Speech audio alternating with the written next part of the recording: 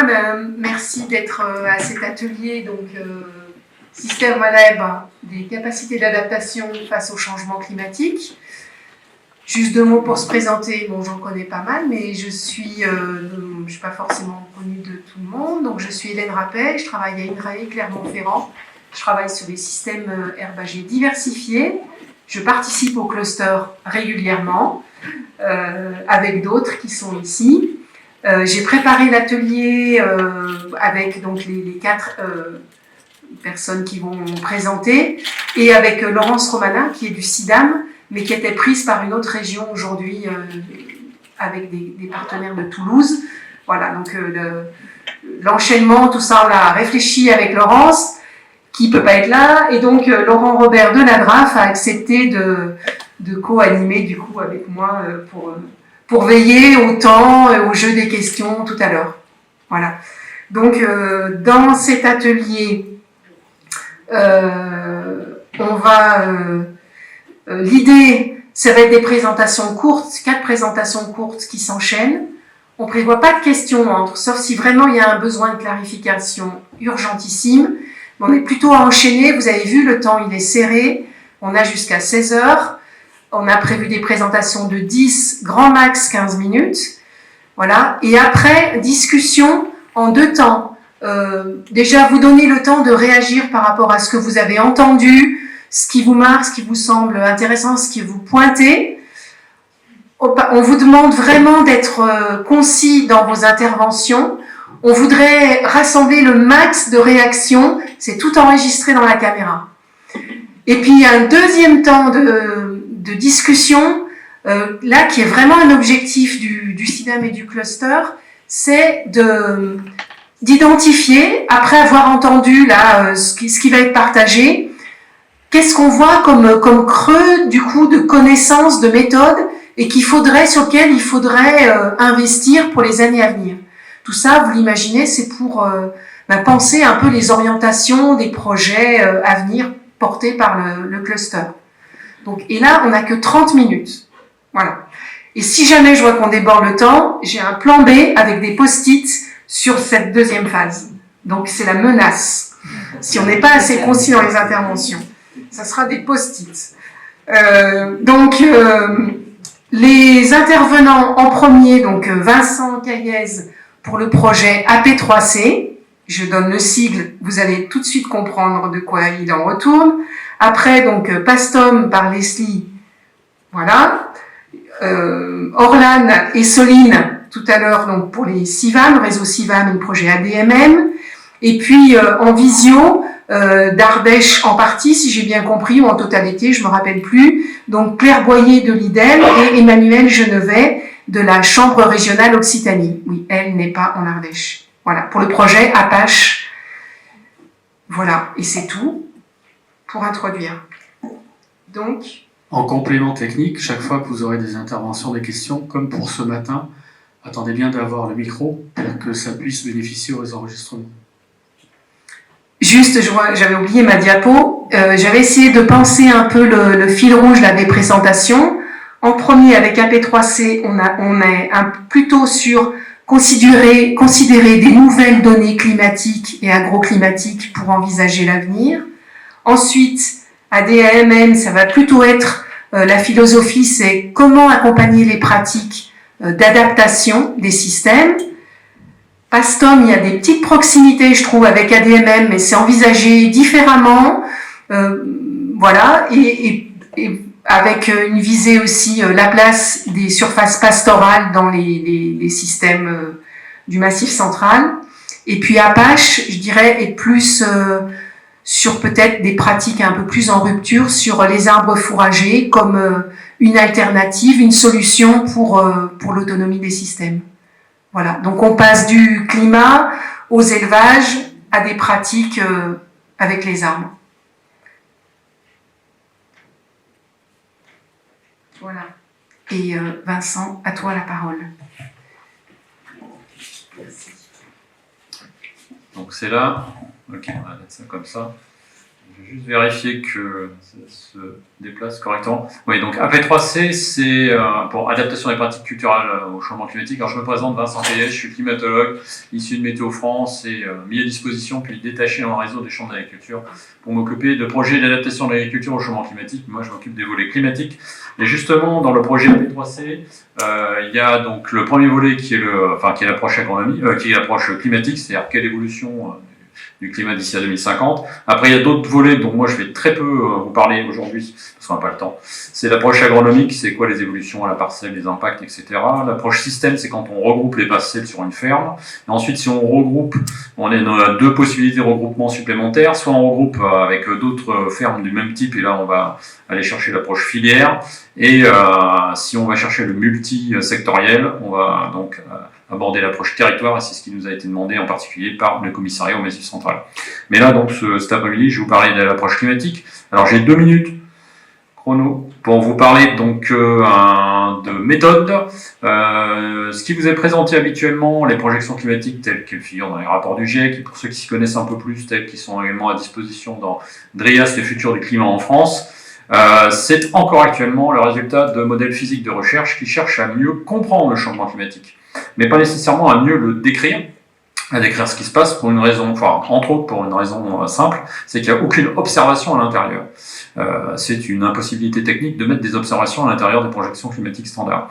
Nous, dans le cadre du projet AP3C, on a fait le contraire, on est parti, nous, c'est un outil de description, non pas de compréhension, pourquoi, mais un outil de description sur le comment du changement climatique, comment d'un point de vue local, et comme c'est un outil relativement léger, un outil statistique, on a pu faire beaucoup de projections, 10 000, ce qui nous permet d'avoir des éléments assez robustes, y compris sur des phénomènes relativement rares, même si notre spécialité, c'est pas les événements extrêmes, c'est d'avoir des bonnes probabilités sur des événements relativement rares, y compris les moyennes aussi. On a mis au point une méthode donc un peu novatrice également de spatialisation des données en configuration de relief de proximité, multi-échelle, ce qui nous permet donc de spatialiser nos projections climatiques au pixel de 500 mètres. Ça aussi, c'est une innovation. Et donc, la particularité de nos projections, qui, hélas, encore actuellement est unique, je dis bien hélas, parce que ça ne m'arrange pas, c'est que c'est compatible avec les trajectoires climatiques telles qu'elles sont réellement engagées sur le territoire, enfin sur nos territoires depuis une cinquantaine d'années.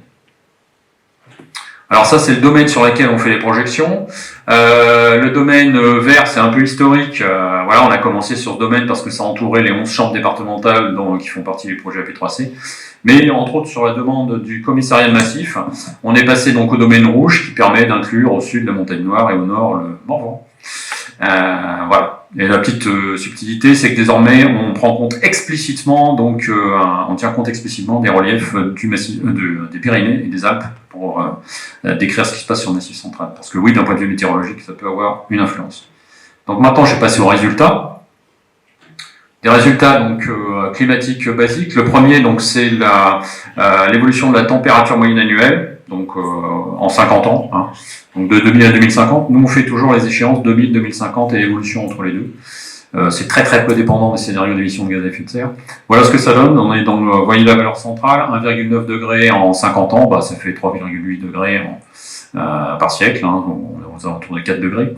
Ça dit peut-être des choses à des gens, il y a des programmes désormais pour les 4 degrés, bah voilà, c'est la trajectoire qu'on est réellement en train de vivre. Avec après, il y a un peu de détails, on va dire, de niveau infradépartemental, mais j'ai pas le temps de spécifier.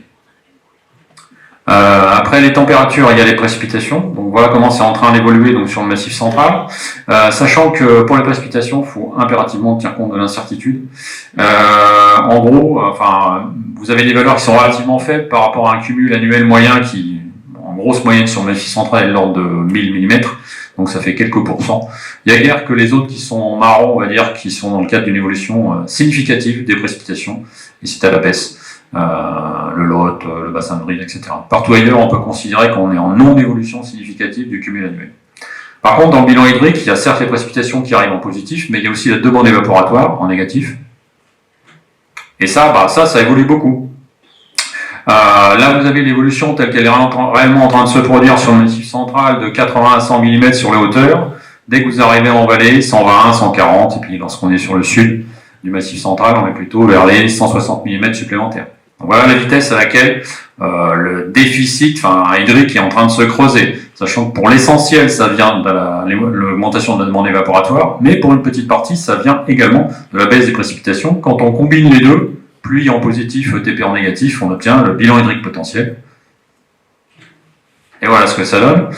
Donc sur la quasi-totalité du massif central, alors même le bleu, hein, ça correspond à une diminution, enfin une dégradation du bilan hydrique. Donc c'est à peu de choses près la même carte que l'évolution des ETP, sauf sur le sud-ouest où là ça creuse à cause de la diminution des précipitations. Vous voyez, sur l'extrême sud-ouest du massif central, on arrive à 250 mm de dégradation du bilan hydrique. Ça c'est la trajectoire telle qu'elle est réellement en train de se produire. Grosso modo, sur ce paramètre, ça va 2 fois plus vite que les projections telles qu'elles vous sont habituellement décrites. On m'a demandé aussi de parler, donc c'est le cluster herbe. Donc parmi les nombreux indicateurs agroclimatiques, maintenant je vais vous présenter quelques indicateurs qui sont relatifs ou qu'on peut rattacher donc à la culture de l'herbe. Là vous avez l'évolution donc de la date de redémarrage de végétation en 50 ans. Déjà oui, ça se précocifie le redémarrage de végétation et ça se précocifie d'autant plus vite que vous êtes haut en altitude. Dès que vous dépassez 1000 mètres d'altitude, il y a 3-4 semaines voilà, de précocification. Les éleveurs de montagne s'en sont déjà rendus compte. Oui, la végétation redémarre rapidement. Mais une fois qu'elle a démarré, il peut se passer des choses un peu étonnantes dans le cadre du réchauffement climatique. C'est pas que du réchauffement, le changement climatique, c'est aussi l'augmentation de la variabilité. Ce qui fait que selon les zones, vous avez donc une contraction de la date de dernière gelée qui est plus ou moins rapide. Alors pour ceux qui ont la chance d'être dans le Morvan, je dis ça au hasard, vous avez une contraction qui est relativement rapide, mais pour une bonne partie du massif central, cette contraction, on va dire, cette date de dernière gelée du printemps, elle se rétracte assez peu. Regardez ce qui se passe sur les sommets en particulier, c'est quelques jours maximum. Alors que le démarrage de végétation, lui, il a été beaucoup plus rapide. Donc en fait, le gel printanier, même s'il diminue un tout petit peu en date, il se fait à un stade végétatif plus avancé, donc plus sensible au gel. Ensuite, donc, on poursuit le cycle. Qu'est-ce qui se passe lorsqu'on arrive à des sommes de température où normalement, ça correspond à de la fauche 1200 degrés, la fauche plutôt de prairie naturelle, on va dire. Après, elle est permanente, donc c'est assez tard en saison. Voilà la précocification, une précocification de 10 à 20 jours. Voilà. Donc ça évolue. Il y a une contraction, on va dire, des cycles de production d'herbes en particulier. Ça c'est pour l'automne, c'est comment est-ce que ça évolue la pluviométrie au moment où habituellement on fait les semis d'automne, et sous-entendu avant qu'il y ait un gel fort, un gel à moins 5 degrés. À peu près partout sur le massif central, on est dans le cadre d'une augmentation des précipitations, donc ça c'est plutôt favorable pour la pousse, sauf dans des endroits où c'était déjà suffisamment humide, en particulier pour ceux qui viendraient des Cévennes, ils avaient déjà suffisamment d'eau en automne, là ils en auront encore plus, donc peut-être qu'il y aura des difficultés parce que vous avez un excédent d'eau, et il y a d'autres zones où, sur la couleur la plus claire là, où on est plutôt en maintien, voire en contraction, on va dire, de cette quantité de précipitation, donc avec peut-être des difficultés d'implantation et de démarrage à surveiller. Voilà, donc si vous voulez en savoir plus, j'hésiterai pas à répondre à vos questions à la fin donc de l'exposé, des exposés. Je vous ai laissé donc tous les sites sur lesquels il y a des informations. Il y a énormément d'informations sur notre site internet, le site internet du projet SIDAM AP3C. Après on a des vidéos, on a des conférences climatiques ou agroclimatiques localisées. Et puis donc AP3C, moi je vous ai parlé que de la partie climatique, mais derrière il y a tout ce qui est conseils associés, agroclimatiques, etc. Et on a des conseillers dans chaque département. Et je vous remercie de votre attention.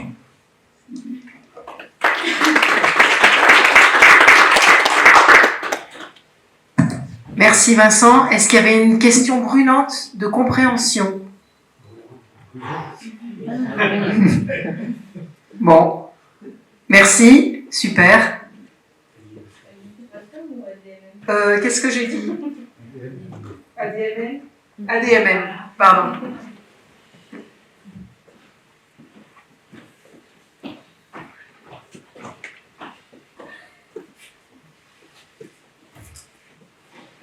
Bonjour à tous et à toutes. Moi, je suis Orlane Le du réseau CIVAM et on va faire cette présentation à deux voix avec ma collègue Soline de la Cantaléar. Et donc, on vous présente très rapidement aujourd'hui, pas l'intégralité du projet, mais une partie peut-être des enseignements qu'on a pu mener dans ce projet qui date quand même d'assez longtemps, qui s'appelle ADMM pour Agriculture durable de moyenne montagne. Pour vous replacer un petit peu le contexte, c'est un collectif d'associations paysannes, donc des CIVAM, des ADR, des groupements agriculture biologique. On est au nombre de 9 et donc localisé dans le Massif central, sauf, vous voyez sur le bassin parisien, mais c'est juste que c'est une fédération nationale mais qui travaille aussi un petit peu sur le terrain.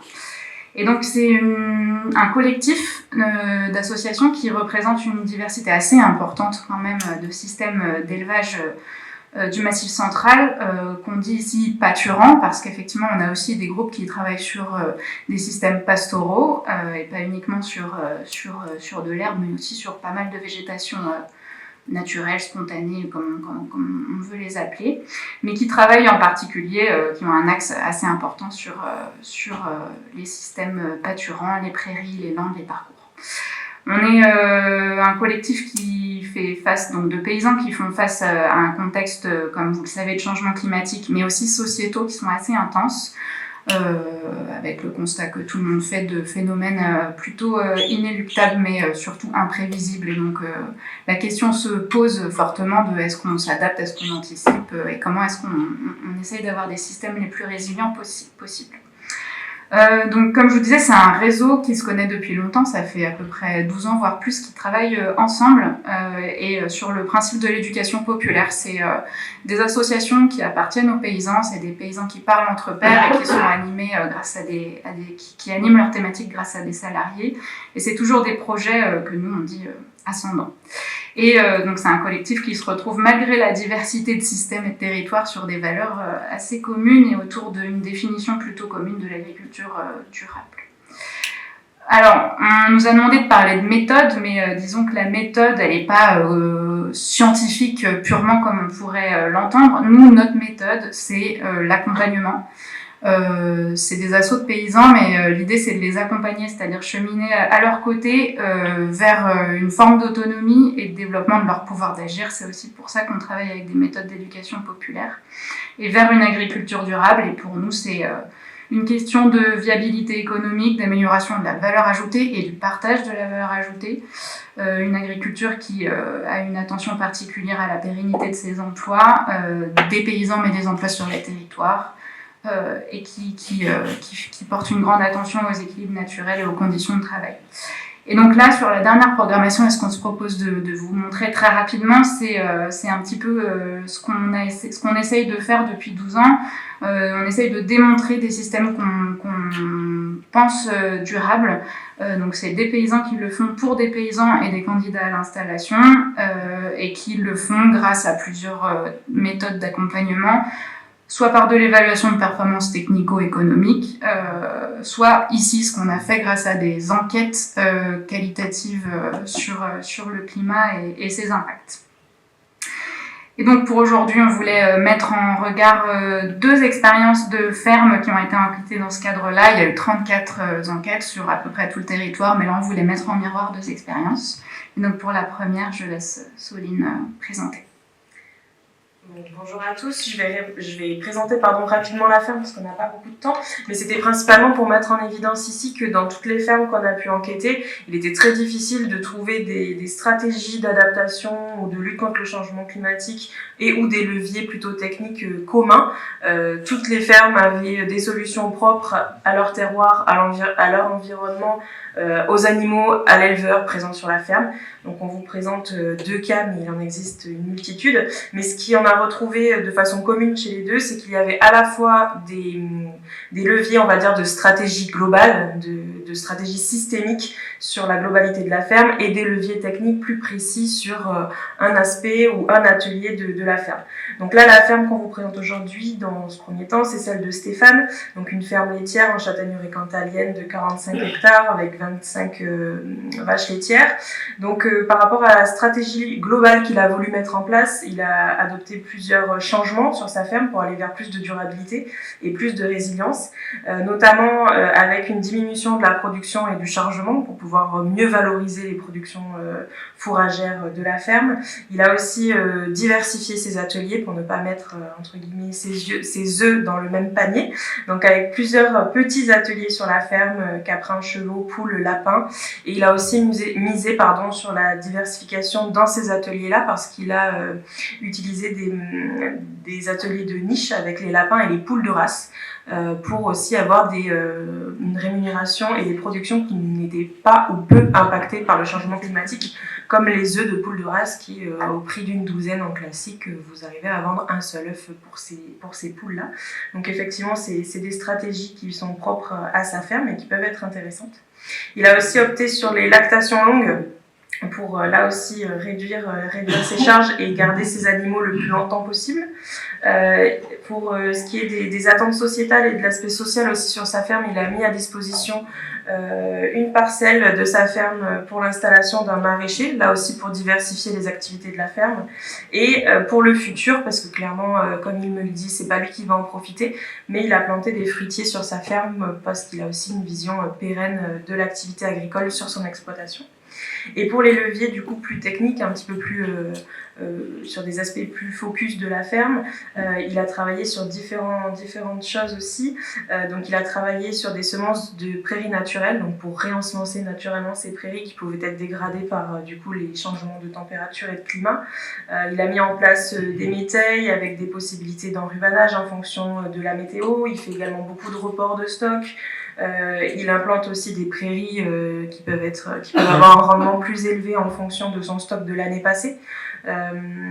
Les vaches ont accès à l'extérieur toute l'année pour réduire les charges sur la ration hivernale.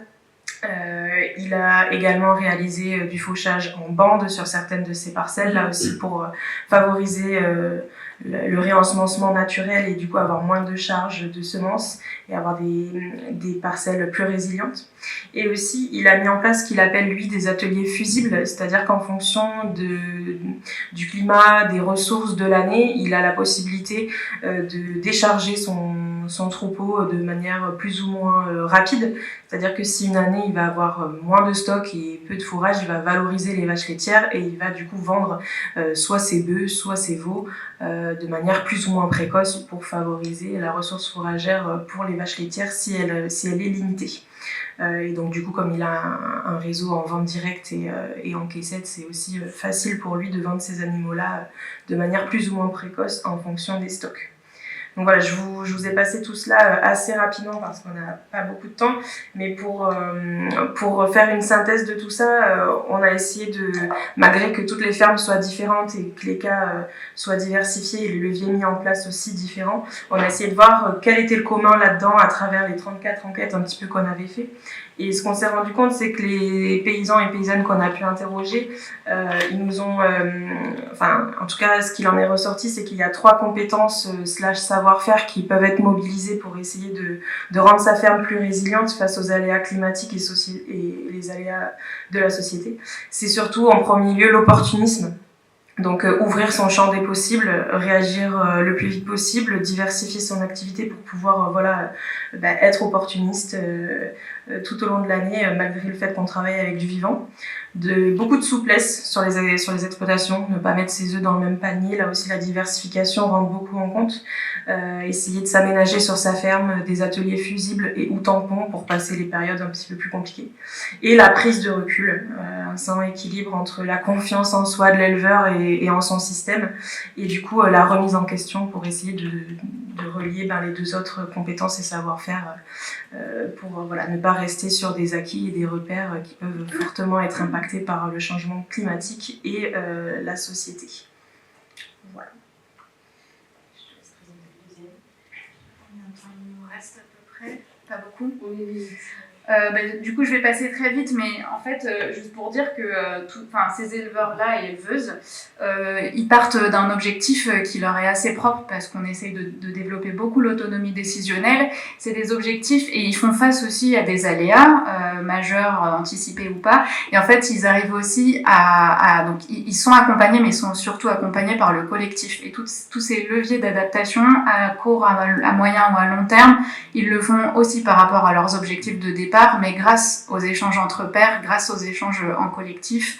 Et c'est ça qui les sécurise aussi et qui leur permet cette confiance en eux et cette prise de recul notamment. Donc je vais passer très rapidement sur le deuxième exemple, mais c'est juste pour vous montrer que sur une autre ferme avec un autre modèle, on a aussi des objectifs propres et puis des leviers d'adaptation qui lui sont propres et qui peuvent aussi être à la fois techniques mais surtout sont très systémiques, et que ça mobilise aussi des compétences assez particulières. Et en fait on a identifié que le travail sur ces compétences et ces savoir-faire il était très important, notamment au regard de la problématique du renouvellement des générations qui s'impose. C'est quand même au regard de cette problématique et du fait que ces aléas ils sont imprévisibles pour la plupart, et que cette imprévisibilité là elle peut aussi être un peu compensée par l'acquisition ou la transmission de savoir-faire et de compétences qui sont propres à ce métier qui est quand même très global, quoi. Et donc sur cette deuxième ferme, ça mobilisait aussi des compétences ou des savoir-faire, de l'autonomie décisionnelle, de quel que soit l'outil, le levier qu'on va utiliser face aux aléas. En fait, il faut toujours repartir de son objectif de départ pour savoir où aller et quel outil utiliser. Ça nécessite de la sérénité, ça c'est peut-être une compétence, mais c'est aussi un peu exogène. La sérénité dans le travail, elle se joue aussi par les conditions de travail, matérielles mais humaines aussi, et une certaine audace qui n'est pas toujours facile dans le monde paysan puisqu'il est marqué fortement par le regard de l'autre, mais il permet il est plutôt sécurisé, cette audace elle est plutôt sécurisée dans le cadre collectif. Bon, en tout cas on en est arrivé là et on a identifié qu'au-delà de la référence technico-économique, ce qui pouvait être aussi transmis et ce qui devait être transmis, c'était tous ces bons exemples et ces compétences à acquérir dans le futur. Bon, en tout cas, c'est un travail qui est largement développé dans un rapport qu'on a produit dans le collectif cette année sur l'élevage de demain en contexte de changement climatique et sociétaux, dans lequel vous pouvez retrouver toutes les enquêtes, leurs conclusions, puis pas mal de travail sur les scénarios climatiques et le regard de ces paysans sur les scénarios climatiques. Et tout le travail du collectif depuis une dizaine d'années sur le site Agriculture durable de moyenne montagne, avec les bulletins de l'ADMM qui sont édités à peu près 2 fois par an sur plein de thématiques, parce qu'on travaille aussi sur la diversification, sur la santé animale et sur pas mal d'autres choses. Voilà, désolée d'avoir été trop longue.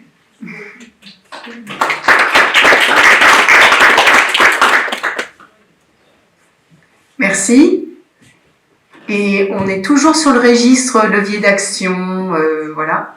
Mais donc, focus sur phase pastorale.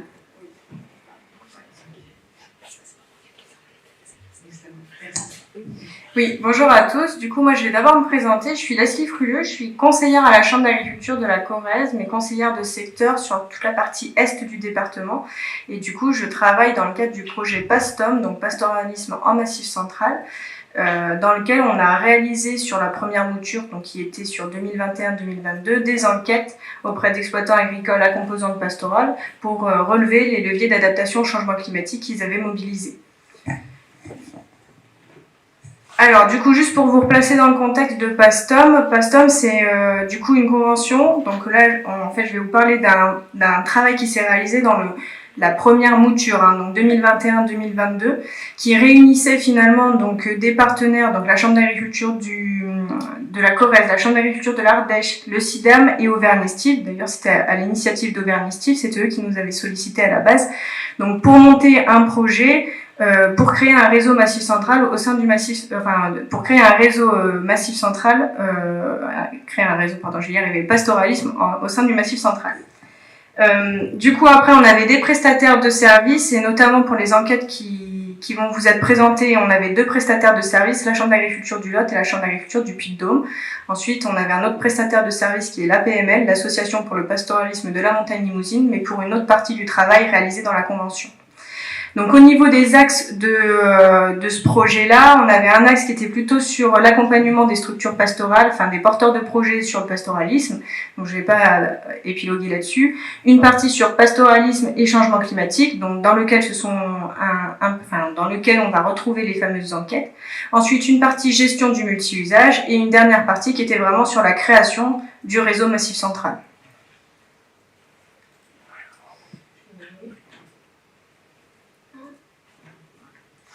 Donc, juste pour vous replacer un petit peu quelques éléments d'objectifs et de méthode. Donc, l'objectif de ces enquêtes, on avait deux questions principales. C'était d'abord donc comment des élevages à composante pastorale s'adaptaient face au changement climatique. Et la deuxième chose, c'était aussi comment les surfaces pastorales en elles-mêmes pouvaient être un levier d'adaptation au changement climatique. Parce qu'au sein du Massif central, donc il y a la culture du pastoralisme qui peut être plus ou moins connue en fonction des territoires. Notamment, moi je viens de la Corrèze, quand on parle pastoralisme, c'est pas quelque chose de très inné. Les surfaces pastorales, on a encore besoin de les définir, de savoir ce que c'est. Donc là, c'était aussi pouvoir montrer que ces espaces qui sont parfois délaissés, parfois considérés comme peu productifs ou quoi que ce soit, elles pouvaient aussi être des leviers face au changement climatique. Donc au niveau de la réalisation des enquêtes, on a essayé d'avoir une diversité de territoires, donc puisqu'on a eu des enquêtes réalisées dans le Lot, dans le Puy-de-Dôme, dans le Cantal, en Ardèche et en Corrèze, du coup, avec une certaine diversité de systèmes, parce que du coup sur l'image vous voyez qu'on a des bovins laits, des bovins allaitants, une exploitation caprine et des brebis. Alors, là, je peux avoir le micro, s'il vous plaît, ce sera plus facile. Je n'arrive pas à avoir Oui, désolée, c'est plus facile pour moi. Du coup, juste au niveau des leviers d'action, donc on a essayé, alors, comme ça a été dit juste avant, finalement, en fait, les leviers d'adaptation sont vraiment propres à chacune des exploitations et dépendent en fait d'un contexte qui est beaucoup plus large que juste le changement climatique. Donc c'est pas évident de dire on a une recette miracle pour s'adapter au changement climatique. Mais on a quand même essayé du coup de trier un petit peu ces leviers d'action qu'on avait repérés, et notamment en 4 grandes parties. Donc d'abord l'utilisation d'une estive, ça c'est ce que je vous disais, c'est que finalement les espaces pastoraux, les estives, c'est pas quelque chose qui est forcément très connu de tous les territoires. Donc là c'était aussi de montrer comment est-ce qu'on pouvait mobiliser ce type de surface. Donc par la mobilisation d'une AFP, donc l'association foncière pastorale, par l'intégration dans un groupement pastoral, par le pâturage d'une estive qu'on a en propre, ou du coup l'adhésion à une coopérative d'estive. En fait, tout ça, ça paraît peut-être évident pour certains, mais ça ne l'est pas pour tout le monde en fait. Donc même si on n'a pas fait un focus très particulier dans les différentes enquêtes pour expliquer ce que chacune de ces structures pouvait proposer, l'idée c'était aussi d'éveiller la curiosité sur ce qui existait et ce qui était possible de faire pour utiliser une estive. Donc la deuxième chose, c'était l'évolution des surfaces pastorales. Donc au niveau de l'évolution des surfaces pastorales, bien sûr, on avait l'acquisition de nouvelles surfaces. Ça, on a plein d'éleveurs qui, pour faire face au changement climatique, ont acheté du terrain ou ont pris du terrain supplémentaire. Mais aussi, on a des éleveurs, et c'était là où c'était vraiment intéressant, qui se sont réappropriés des surfaces qu'ils avaient déjà en propre et qui les ont réentretenues, réouverts, avec des techniques particulières pour pouvoir en fait optimiser leur utilisation. Et là, c'est typiquement des choses qui sont à parler, parce qu'en fait, je pense que vous connaissez tous des exploitations dans lesquelles on a des surfaces qui ne sont pas utilisées à leur potentiel. Ensuite, au niveau de l'optimisation du système herbager, enfin, quand on dit système herbager, c'est du système pâturant, on va dire. Plusieurs adaptations ont aussi été montrées, donc le refend de parcs de pâturage, notamment pour tendre vers du pâturage tournant, le pâturage de certaines parcelles, pâturage de sous-bois, pâturage de zones humides. En fait, pareil, là, c'est ce que je vous disais, pour certaines exploitations, il y a des surfaces qui ont mauvaise presse. Et en fait, dans certains systèmes, ce sont vraiment des leviers d'adaptation et ce sont vraiment sur ces zones-là qu'on va miser, sur lesquelles on va miser pour en fait avoir une certaine autonomie, avoir une certaine souplesse. Moi, je pense notamment aux zones humides. Sur mon secteur, en fait, on a beaucoup de zones humides, 20%, enfin des fois ça peut aller jusqu'à 20% de la SAU, donc c'est énorme en fait sur une exploitation. Et finalement, si on enlève ces zones humides qui sont pourtant pas très productives quand on essaye de calculer une tonne de matière sèche exportée, bah finalement c'est ces surfaces qui permettent de faire le joint au moment des périodes de sécheresse. Donc en fait, c'est vraiment pas anodin. Et ensuite, la mise en place de la garde du troupeau qui permet quand même, alors c'est moins mon cœur de métier, mais qui permet quand même d'avoir cette souplesse et cette adaptation face aux surfaces qu'on a. Dernière chose, optimisation du système d'élevage. Donc là, pour vous dire qu'il y a aussi des adaptations qui se sont faites sur comment je conduis mon troupeau, quels animaux, quel type d'animaux je vends. Parce qu'il y en a qui ont arrêté d'engraisser, il y en a qui sont passés d'agneaux de bergerie à d'agneaux maigres, il y en a qui engraissaient des vaches de réforme, et ben ils ont arrêté de les engraisser pour diminuer en fait le chargement, le besoin des animaux. enfin le besoin total de la ferme. Le décalage de la période d'agnelage, alors ça c'est plus pour équilibrer en fait l'offre et la demande à des périodes clés, être capable de du coup de mettre en face l'offre et la demande, et ça c'est vraiment important, c'est une vraie réflexion de système, hein, parce que si vous imaginez un éleveur qui remet en cause sa période de vélage ou sa période d'agnelage, c'est quelque chose qui est vraiment fondamentalement, c'est super important. Donc quand on arrive à des personnes qui remettent en cause ça et se posent des questions, on est vraiment sur des leviers d'adaptation très forts. Et ensuite le changement de race, où là, on va être sur, par exemple, des gabarits qui peuvent être un peu plus petits ou des animaux qui vont être capables de valoriser des surfaces un peu plus difficiles. Donc, si on reprend rapidement le rôle des surfaces pastorales, donc dans certains cas, ça permet un déchargement de l'exploitation, ça on l'avait vu avec les estives. L'assurance de tout ou partie de l'alimentation à des périodes clés, ça je vous ai donné l'exemple des zones humides, particulièrement sur les périodes de sécheresse, qui parfois sont aussi des zones à forte contrainte en période comme 2021. On a eu une année très très humide, donc là typiquement c'est des surfaces qu'on n'aime pas beaucoup. La libération des surfaces productives et la mutualisation de moyens lorsqu'il y a une entité collective, ça c'est assez important. Et la complémentarité avec le reste du système, parce que l'idée c'est de se dire que ce sont des exploitations à composante pastorale, mais qui finalement les leviers d'action elles peuvent se situer au niveau du coup du système pâturant, mais également au niveau du système plutôt de terre arable. Et donc là on a des leviers d'adaptation qu'on connaît un peu plus, parce qu'en fait c'est des leviers qui sont plus faciles à mettre en œuvre. Donc par exemple dérobé d'été, culture qu'on va rajouter, mise en place de métailles, ce genre de choses. Donc ça, on est un petit peu plus habitué à les voir, mais c'est en complément, enfin c'est complémentaire. Je suis bon niveau timing. Niveau donc en savoir plus et perspectives. Donc ce que je voulais vous dire, c'est que là je vous ai présenté très rapidement qu'une partie du projet PASTOM. Donc la première mouture 2021-2022, elle a été donc terminée. Vous avez les enquêtes, toutes les enquêtes qui sont disponibles sur le site du CIDAM. Il y a une vidéo qui a été réalisée également par une stagiaire d'Auvergne Estive, donc qui a pris en vidéo du coup des éleveurs qui témoignent. Donc ça c'est super intéressant aussi de voir ce que pensent directement les éleveurs. Et vous retrouverez le reste du projet PASTOM. Je voulais faire le parallèle avec les enquêtes Climpasto. Je ne sais pas si vous les connaissez, mais en fait, au même moment où on a fait les enquêtes PASTOM, il y avait les enquêtes Climpasto, donc à l'échelle des différents massifs, donc Pyrénées, Massif central, Alpes, et ça doit être Jura. Il y a eu 45 exploitations qui ont été enquêtées sur 4 massifs. Donc là, il y a eu un énorme travail qui a été réalisé également. Vous avez une synthèse de 4 pages qui est disponible sur le site du SUACI. Et puis toutes les enquêtes et tout le reste du projet. Et ensuite, juste pour faire la pub là pour PASTOM 2, donc PASTOM ça continue. En 2023-2024, on est encore en train de travailler dessus. On est en train de monter le réseau pastoralisme massif central, donc on a des structures qui nous ont rejoints, donc ça c'est vraiment chouette. Et l'idée donc c'est qu'on puisse aussi monter en compétence sur le conseil pour accompagner les agriculteurs, les éleveurs, les vachiers, les bergers pour utiliser ces surfaces. Parce que c'est pas toujours évident. Enfin, moi personnellement, j'ai une culture plutôt prairie à la base, donc accompagner des éleveurs pour utiliser des végétations spontanées, c'est pas toujours évident.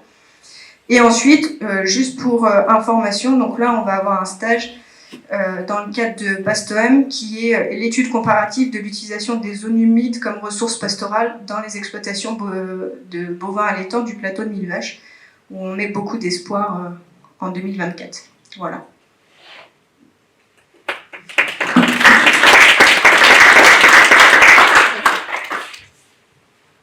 Merci. Tout ça est très stimulant. Et nous allons passer la parole donc pour Apache sur les arbres fourragers. Donc à vous la main pour partager le diaporama. Merci.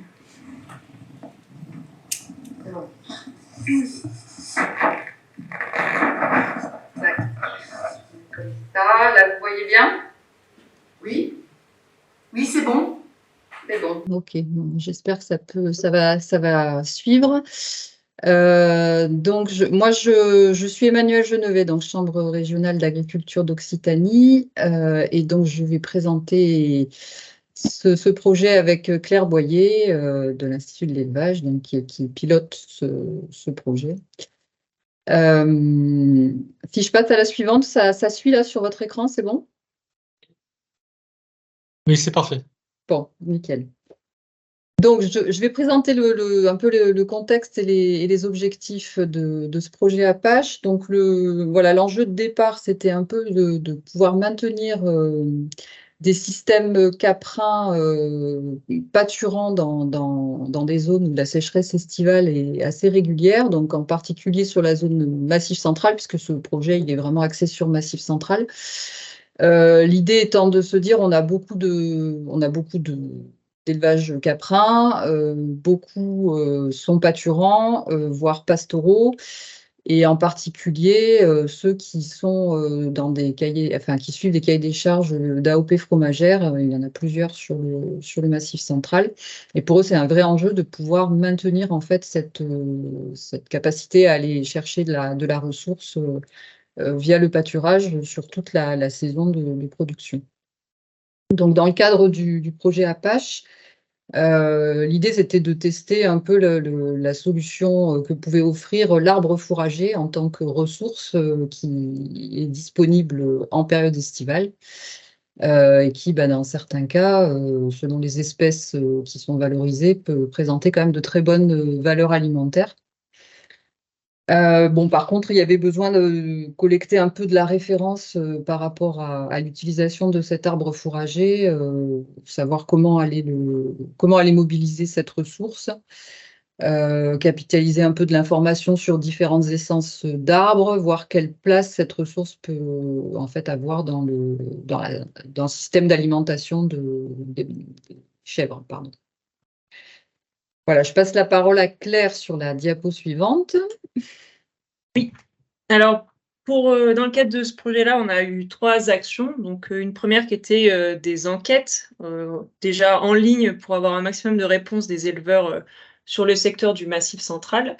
Et ensuite, on est allé enquêter plusieurs éleveurs dans quasiment les départements du Massif central pour avoir des retours plus pratico-pratiques de leur utilisation de l'arbre dans leurs élevages, avec les avantages et les inconvénients à cette culture. Ensuite, on a également calé des essais en ferme et en exploitation, notamment au Pradel avec des essais sur les mûriers blancs. On a fait aussi des tests sur la taille des mûriers et une nouvelle plantation de mûriers au Pradel. Bon, c'est 100% mûrier, mais voilà, on est un peu référent là-dessus. Et on a aussi donc fait une nouvelle plantation d'érable et de cornouiller dans le Lot.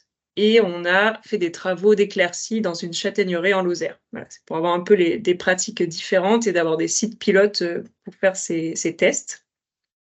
Et ensuite, dans la dernière action, l'idée, c'était d'avoir un peu des références par rapport aux valeurs alimentaires des arbres, à comment les implanter, comment les tailler. Et ça, c'est la dernière action pour avoir des fiches précises par essence.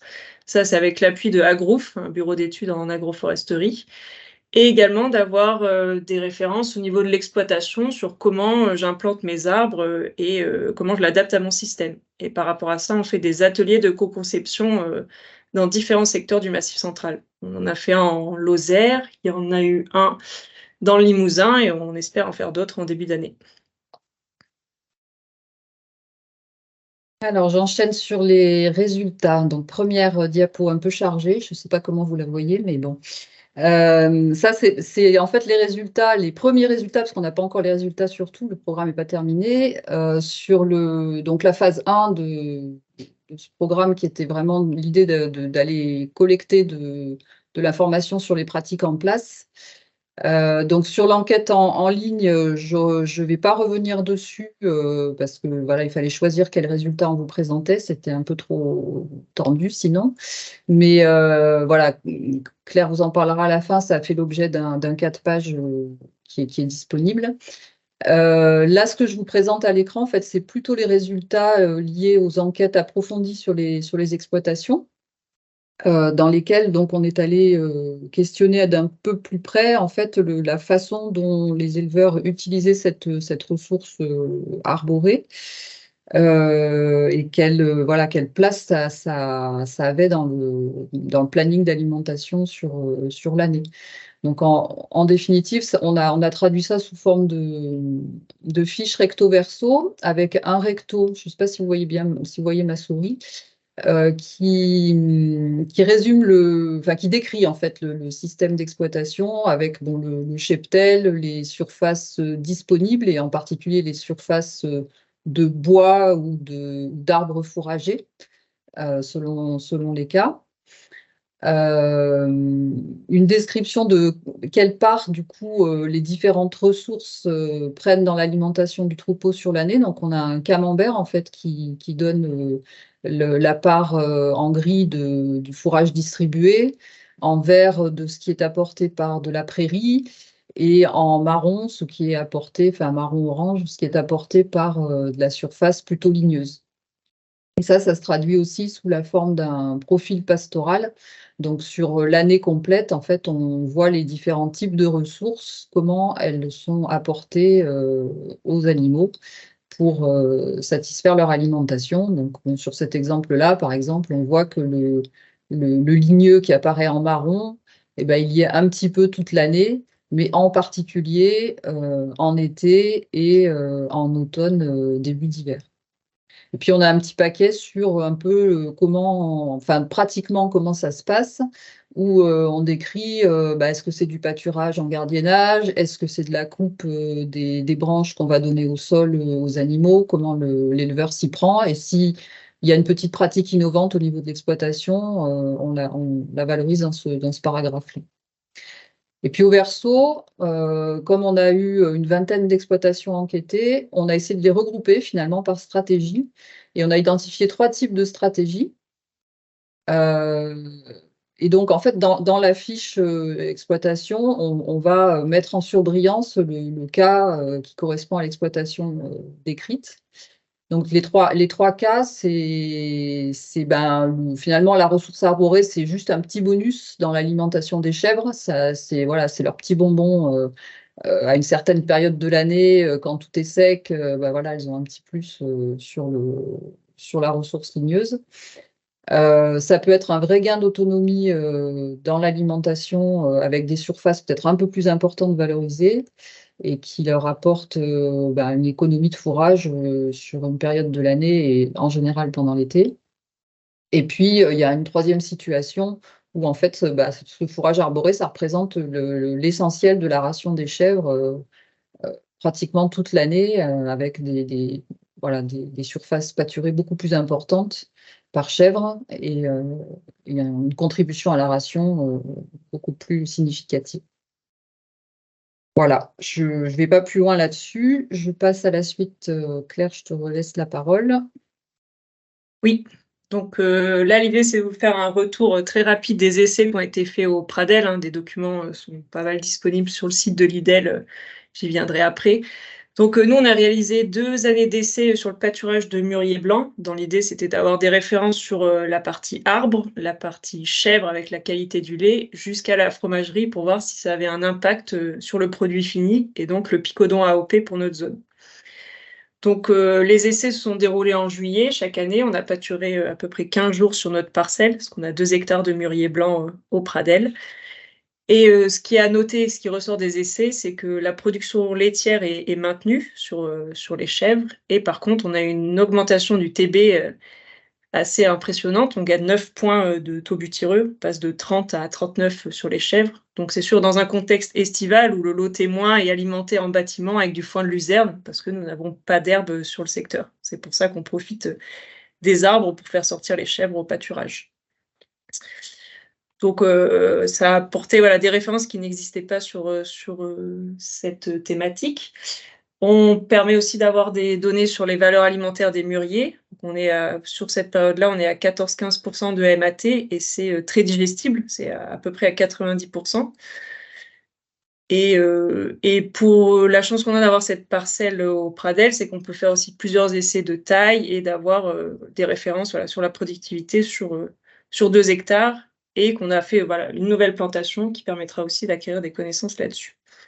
Mais pour la productivité, en 2022, avec une année très sèche, on était à 1 tonne de matière sèche produite par hectare, donc sur une parcelle assez hétérogène et qui a plus de 25 ans aussi au Pradel. Donc voilà, c'est intéressant, ça ne va pas révolutionner la surface, mais ça permet d'apporter déjà une première ressource en été. Et si on regardait que les arbres qui étaient très très productifs, on serait plutôt à 3 tonnes de matière sèche par hectare sur la pousse de juillet. Ce qui est intéressant avec le mûrier, c'est qu'il peut repousser et avoir une nouvelle pousse à l'automne. Voilà pour les premières références là-dessus. Tu veux passer à la petite diapo de synthèse. Donc nous, pour notre essai, ça a permis de montrer que le mûrier blanc, c'était une bonne ressource et de bonnes valeurs alimentaires et disponible en été, qu'on peut le pâturer plusieurs fois et que ça permet d'avoir une ressource disponible et de sortir les chèvres au pâturage sur cette période-là. Ça donne un lait avec une meilleure composition et une production qui n'est pas altérée. Ça, c'était aussi une des questions à laquelle on voulait répondre. Et les fromages qui conservent toute leur typicité, parce qu'on a fait déguster les picodons donc, par des consommateurs lambda et également par un jury expert formé au labo de l'Institut. Et il n'y a pas de différence entre un picodon fait au lait de mûrier par rapport au lait de luzerne.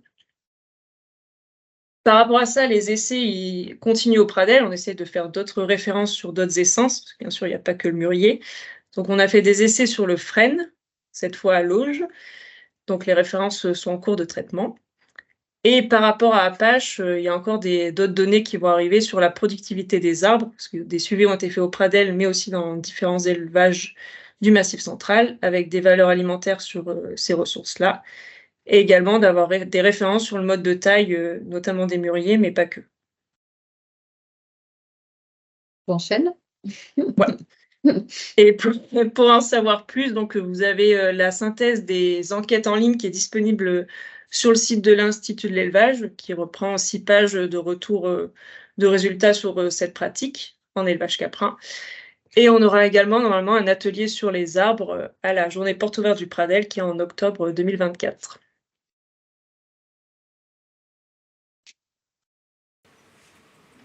Voilà, on en a terminé. Merci. Je remets le... Je ne sais pas s'il y a besoin. Non, on va vous laisser comme ça en fait, parce qu'il n'y a pas besoin des diapos. Voilà, donc je dirais le micro est pour vous maintenant. Des réactions, des questions. On a un bon quart d'heure là pour réagir. Vous avez trop mangé à midi. Ouais. Il y a une première question de Leslie. Peut-être redire le nom pour de représenter, comme ça on sera sûr dans les enregistrements. Donc du coup, Leslie, la Chambre d'agriculture de la Corrèze. Justement, c'est une question sur le projet Apache. On a parlé de 3 tonnes au maximum de matière sèche à l'hectare. C'est pour une plantation de à quelle densité du coup? Peut-être ça a été dit, mais j'ai zappé. Je ne l'ai pas dit. Bonne question. Ils sont plantés au Pradel, c'est 1 mètre entre les plants et 3 mètres entre les rangs, donc ça fait un peu plus de 3000 pieds hectares. Après, c'est des arbres qui, voilà, en 25 ans, ils produisent 3 tonnes, jusqu'à 3 tonnes de matière sèche. On pourrait produire, je pense, plus s'il y avait fertilisation, irrigation. Enfin voilà, là, c'est un système bio dans un contexte ardéchois, sans eau. Oui, c'est une parcelle qui existait déjà et vous avez profité de l'opportunité pour l'utiliser dans cet essai-là. Mais ce n'était pas la vocation première. À l'époque, c'était pour la culture de verre à soie, qui n'existe plus. Donc, on en profite pour la valoriser par les animaux. Hélène, là, j'ai double casquette, mais j'ai une question. Tant qu'on est sur Apache, les arbres, là, ils souffrent pas eux-mêmes du changement climatique? Parce que quand on discute avec les collègues forestiers, quand même, ils voient des problèmes sur pas mal d'espèces sylvicoles. Le mûrier, il brûle, il n'a pas brûlé, par exemple, à un moment où... Non, alors, il résiste, mais comme il peut. On va dire 2022, ça a été très dur et ça s'est vu sur les arbres que quand même, ils souffraient. Ouais. Mais on a eu de la chance d'avoir assez de ressources pour faire déjà nos essais.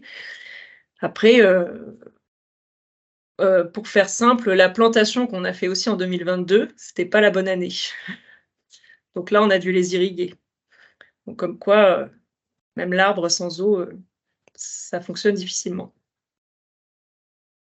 Ouais, en fait, ça fonctionne si l'arbre est déjà en place, qu'il a fait son système racinaire, il va assez loin dans le sol, donc c'est sûr qu'il résiste mieux qu'une herbe, en fait.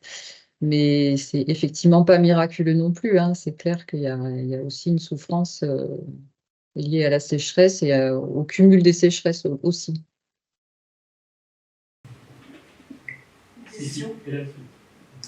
Frédéric Joly, c'est une question pour Leslie. Pastoralisme, vous aviez une définition que vous aviez bien claire, parce que souvent ça évoque la mobilité, donc est-ce que vous aviez une définition précise? Oui. Alors la question de la définition du pastoralisme, c'est un gros sujet. On n'évite pas, mais c'est-à-dire qu'on n'est pas toujours tous d'accord, mais en fait on est parti sur la valorisation des surfaces spontanées et naturelles. Ah oui, ah oui. Donc, je passe la main à Romain de l'Ernestive. Emmanuel, si tu veux compléter ma définition, du coup oui, on a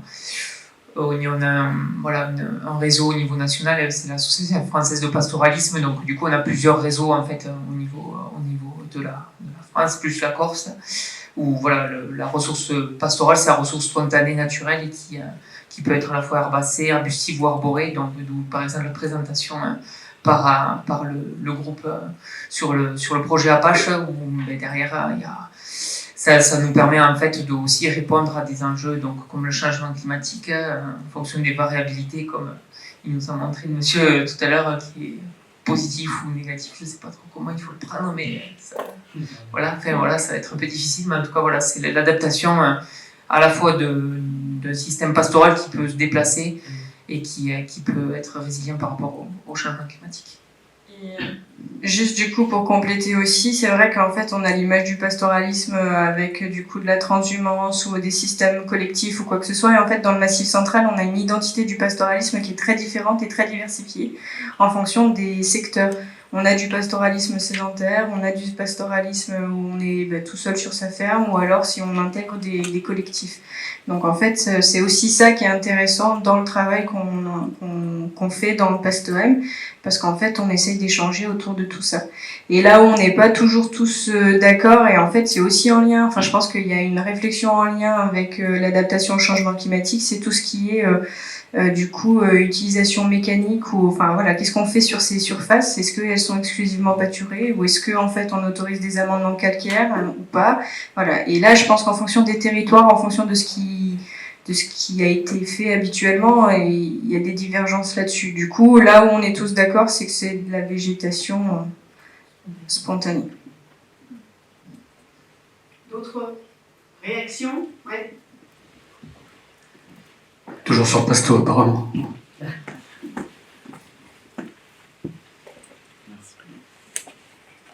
Et pour compléter un peu tout ça, et notamment en lien avec les arbres fourragers, oui, Théo Laghioni de l'Asso Pasto de la montagne Limousine. Et donc nous, sur la montagne Limousine, on bosse également sur la question du sylvopastoralisme, parce qu'on a un territoire très forestier, et à travers le sylvopastoralisme, on n'interroge pas directement la qualité fourragère des essences sylvicoles, mais on interroge le potentiel fourrager des sous-bois, notamment. Voilà. Et c'est aussi un potentiel c'est aussi dans un contexte de changement climatique qu'on se pose ces questions-là. Et il se trouve qu'il y a des ressources fourragères assez intéressantes en sous-bois sur notre territoire, en tout cas.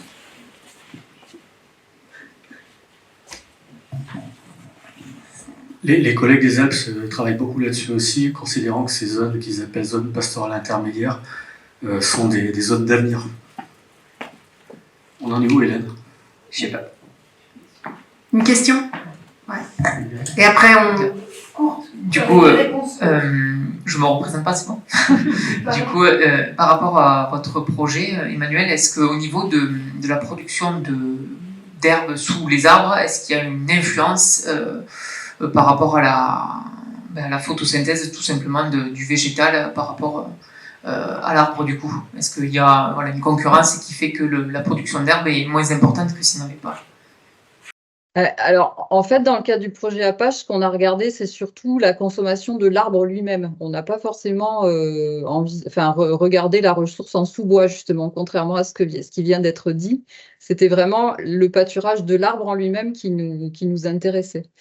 Et d'ailleurs, il y a aussi, c'était peut-être pas très transparent dans ce qu'on a présenté, mais on n'a pas regardé que des plantations de mûriers. Il y avait aussi des taillis de châtaigniers, par exemple, où il y a eu des éclaircies de réalisées ou pas, qui s'apparentent à du sylvopastoralisme, si on peut appeler ça comme ça, avec vraiment du pâturage de l'arbre lui-même, de la feuille de l'arbre, et dont on a fait des analyses d'ailleurs. Donc on aura du coup des éléments sur la valeur alimentaire de ces feuilles-là.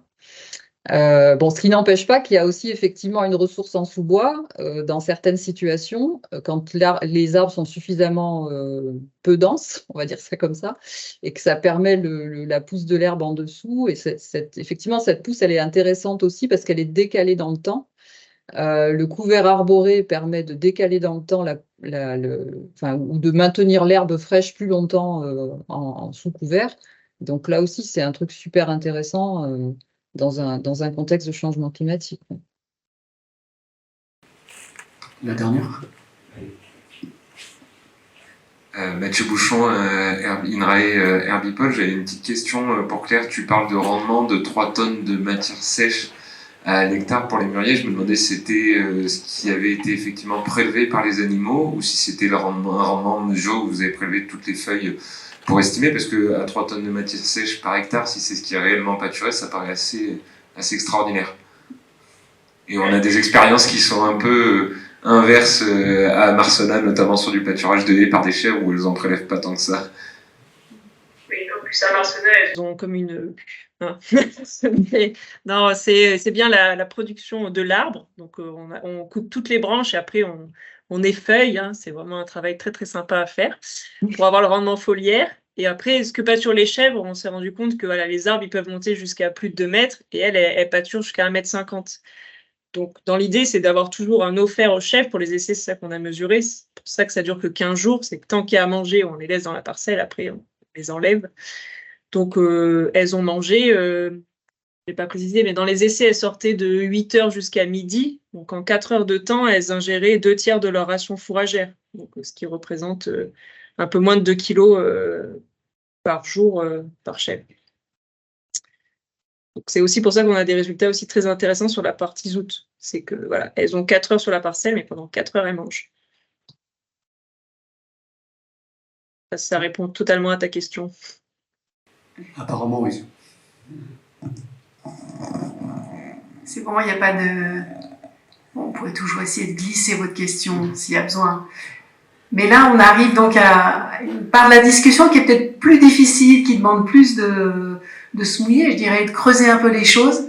Il nous est demandé de réfléchir à qu'est-ce qui nous manque finalement comme référence, comme connaissance, comme méthode pour aller vers ces adaptations. On a des éléments comme ça, là on a vu à différentes échelles le massif, des cartes, des choix techniques, des postures d'éleveurs. Bon.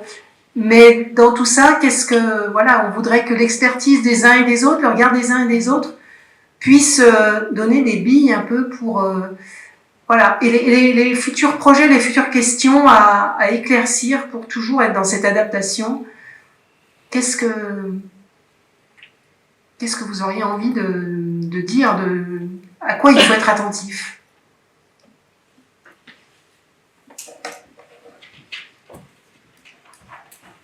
Vous redites bien votre nom avant, toujours pour l'histoire enregistrement. Ouais, Maxime Vial. Du coup, moi, ce qui me pose question, c'est que là, on est tous en tant que conseillers, accompagnants d'éleveurs et qu'il n'y a aucun agriculteur. Et qu'en fait, on a des projections, certes, c'est communiqué auprès des agriculteurs, mais il va falloir changer, ils vont être contraints de changer de système. Et en fait, sur la part, c'est ce côté, comment eux, ils se projettent dans 10 ans, sachant qu'ils vont devoir changer. Est-ce qu'ils sont prêts à le faire? Et dans quelle mesure? Et comment on peut les accompagner dans ce changement? C'est ça qui me pose question. Et voilà. N'empêche que quand on reprend le témoignage d'ADMM, l'émergence des réflexions, elle vient bien des agriculteurs eux-mêmes. Hein. Même si vous avez raison, dans la salle, il y avait quelques agriculteurs ce matin, il y en a moins cet après-midi.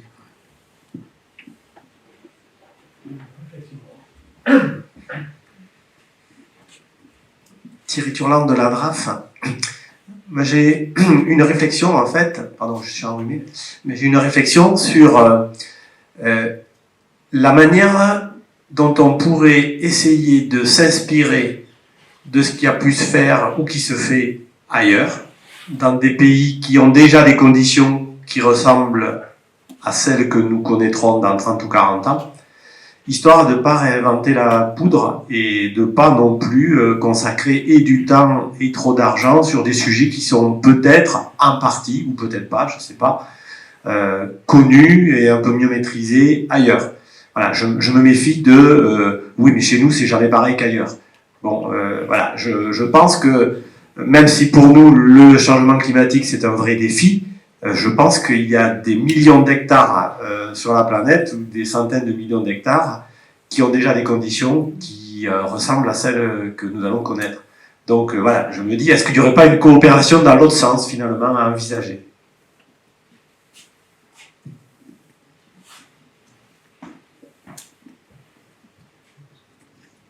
Clémence Sigaud de la Chambre régionale d'agriculture Auvergne-Rhône-Alpes. Juste pour répondre à votre question, effectivement, nous, c'est dans le cadre du VR4, on va essayer de recenser les leviers d'adaptation qui sont en Espagne et dans le nord de l'Afrique. Donc voilà, il va y avoir toute une étude bibliographique là-dessus. Mais effectivement, dans le cadre du projet, nous, on va essayer de faire ça, puisque les climats d'en dessous vont remonter au-dessus. Voilà.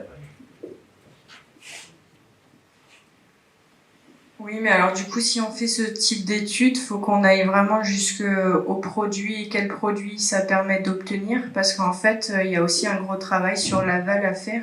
Qu'est-ce qu'on va être aussi en mesure de produire demain, et que peut-être que nos standards dont on a l'habitude ne seront pas les standards de demain. Et il faut que ce soit accepté de tout le monde, parce que si l'agriculteur change, mais qu'il y a... Enfin, voilà. Il y a aussi un gros travail sur l'aval. Je complète, parce que moi, je suis complètement d'accord avec ça.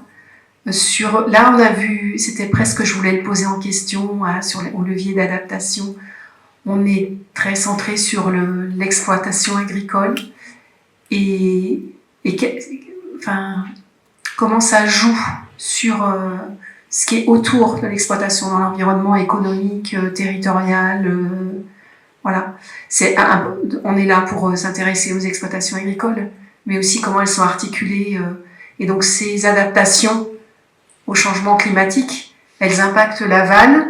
Il y a des choses qui ont été dites là à Page quand vous avez testé les fromages, est-ce que ça change des mûriers et tout.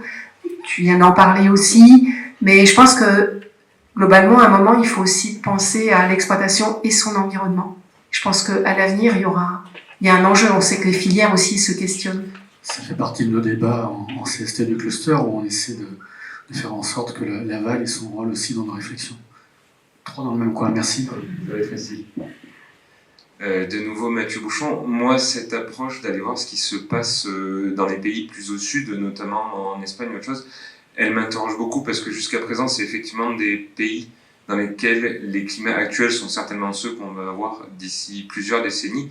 Mais il faut voir que eux s'y sont sans doute adaptés en essayant plutôt de mettre des pansements pour arriver à maintenir leur système de production. Et je ne suis pas sûr qu'ils aient eu des adaptations qui soient faisables chez nous, parce que c'est des adaptations qu'ils ont fait il y a longtemps pour maintenir des systèmes peut-être plus productifs. Il y a sans doute certains systèmes à aller questionner, mais ça me pose quand même la question, parce qu'ils ont fait ces changements à une époque qui n'est plus la nôtre.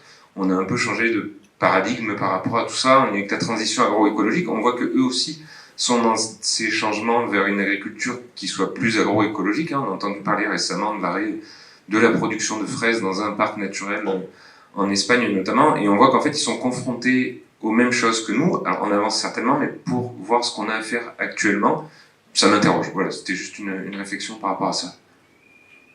C'est peut-être au moins aller voir ce qui n'a pas marché ailleurs, en tout cas. C'est ça. Roger Goudiard du Mogir du Morvan. Je voudrais renforcer ce qui vient d'être dit. C'était en fait les deux boîtes de droite du premier diapo de Vincent Cagnès tout à l'heure, qui était la filière et le territoire. La filière et le territoire. Donc on vient de parler de la filière, oui, parce qu'on sait fondamentalement que l'aval est surdéterminant de ce qui se passe au niveau de l'exploitation et que quoi que l'on veuille changer au niveau de l'exploitation, si derrière il se passe, il n'y a pas de débouché possible, ça bloque. Deuxième point, je suis dans le Morvan où on a une approche plutôt territoriale puisqu'on conduit des projets de recherche-action à la fois sur l'agriculture, en l'occurrence c'est de l'élevage, alors non pas pastoral mais pâturant, de la forêt, sur l'eau, etc. Et notre conviction, c'est qu'on ne peut pas penser individuellement chacun de ces domaines, chacun de ces secteurs. Donc, il faut absolument sortir de l'approche de l'exploitation, même si c'est une échelle qui est indispensable et probablement en termes d'expérimentation, celle par laquelle il faut commencer. Du coup, je voulais réagir, Soline Boussaran de la Cantadéar. Je voulais aussi réagir par rapport aux filières parce que j'étais totalement d'accord, donc je ne vais pas rajouter grand-chose, mais c'est vrai qu'il va falloir qu'elles jouent aussi le jeu dans cette transition agroécologique ou ces adaptations face au changement climatique, quel que soit comment on les appelle. Parce que nous, toutes les enquêtes qu'on a réalisées, effectivement, c'est sur des agriculteurs qui avaient aussi des débouchés en circuit long, circuit court, vente directe. Enfin, il y avait une grosse diversité aussi. Mais tout le monde ne peut pas faire de la vente directe. Les consommateurs ne sont pas aussi tous prêts à aller faire leurs courses sur les fermes. Donc il va vraiment falloir aussi qu'on implique, en tout cas nous dans ADMM, c'est encore difficile, notamment moi qui suis sur le département du Cantal aussi. À part la filière bovine pour la diversification en fruits ou en légumes, c'est encore très compliqué d'avoir des filières qui s'engagent là-dedans. Donc je pense que ça va être un gros enjeu de les mobiliser aussi dans ces adaptations pour que les choix et les changements de pratiques sur les fermes puissent aussi assurer un revenu et des débouchés aux exploitations. Parce que la réduction de charges font partie de ces pratiques-là, mais il faut aussi que les débouchés soient maintenus derrière, quoi. Voilà, c'était juste pour compléter là-dessus. Oui, juste un mot, les collègues d'ADMM sur leur diapo et dans leur présentation ont dit quelque chose de fondamental, c'est qu'on ne parle pas que de changement climatique, mais de changement climatique et sociétaux. Et je crois que ça, c'est fondamental à l'avoir en toile de fond.